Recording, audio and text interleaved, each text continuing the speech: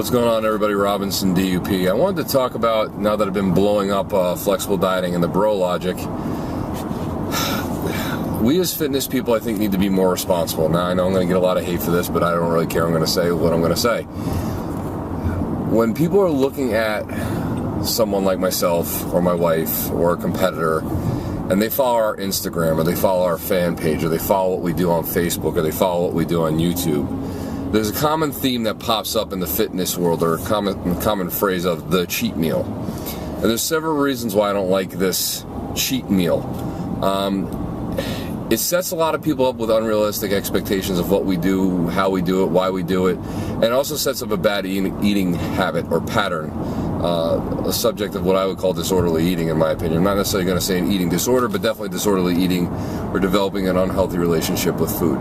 When I'm in contest prep, and maybe it's because I'm using more of the flexible dieting, or I can eat the same 5 things every day, I just have that ability, right, babe? Yes. I can eat the same thing over and over again, I never get bored of it. But what I'm seeing with this cheat meal, or the mentality that's behind it, it's almost like people who are competing are starving themselves every day.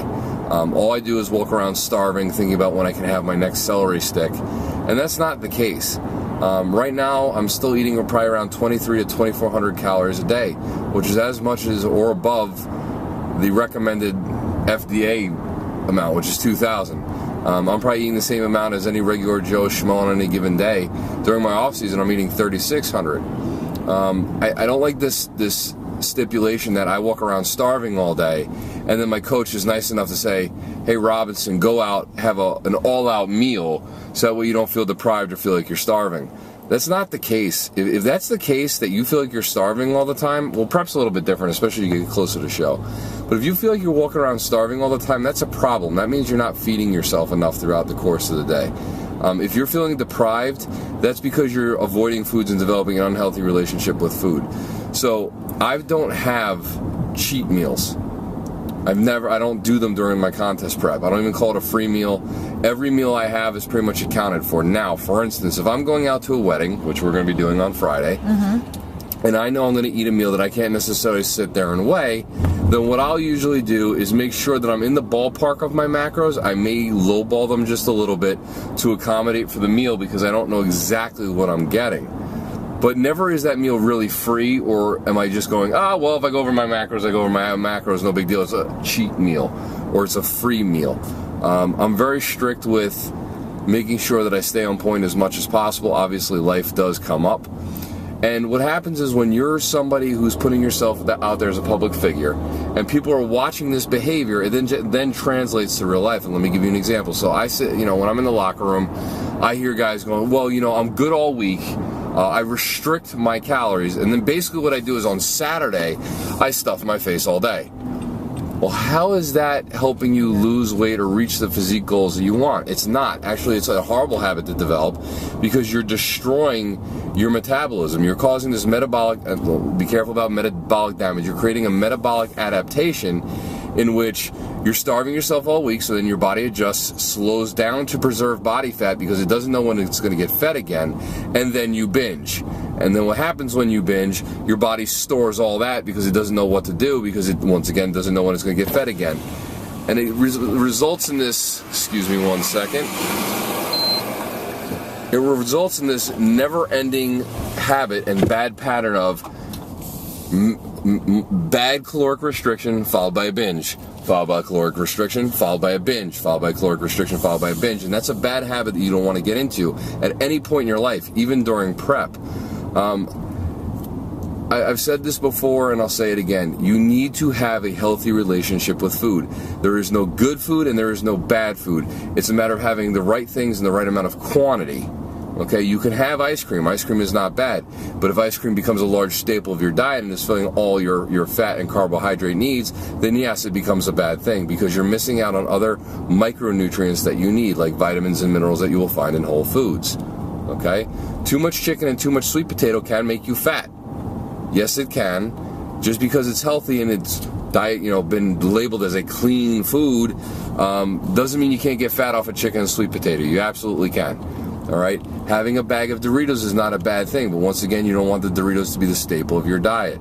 So we need to get past the these bad patterns that we're exhibiting to people that are watching us. Be careful of the choices of like cheat meal. When we say the word diet, I prefer nutrition, because diet, people think of an extreme caloric restriction in which they're starving and once again looking forward to when they can have a carrot or a celery stick, and that's not the case. So I don't know how we have to rephrase this. I don't know what a better way of the definition is of, but if you want to have a meal, have it. Just be aware of the fact that you don't want to try to exceed what your caloric intake is for the day. There is no need for an extreme caloric restriction followed by a binge. It sets you up for a bad habit. You start to have guilt trips when you have that meal because of what you think you've now eaten these horrible foods that have now made you fat overnight. So that's my opinion on it. Feel free to debate in the comments section below.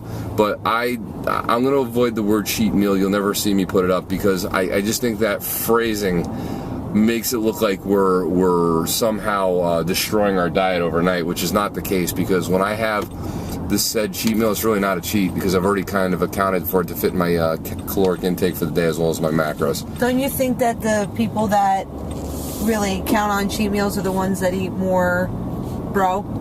Because when you're flexible dieting, you're not really restricting yourself to the point of I've seen it, and it's a good point to bring up, but I've even seen in flexible dieting where people aren't completely honest about it either. Oh, really? Okay. And that's, I would think that when you're flexible dieting, you're still allowing yourself to not be deprived of your favorite treats. If people can be honest about the flexible dieting, for the masses, I think it works better than just being bro. For the general public, I think flexible dieting by far will work more often. Because it gives you more choices. And I think that's why these stupid programs like Nutrisystem appeal to people, because they tell you to count points. Now, that's a whole nother debate for a whole nother video.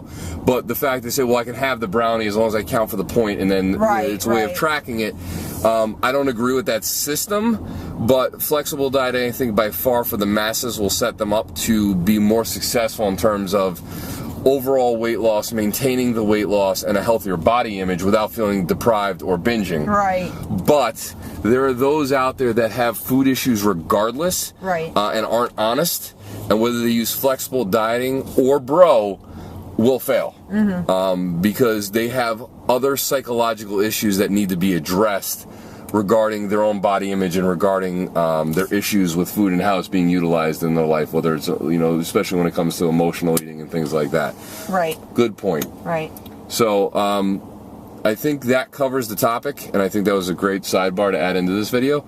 And like I said, if you guys have any questions or comments, leave them below. Feel free to debate, and I'll talk to you guys later.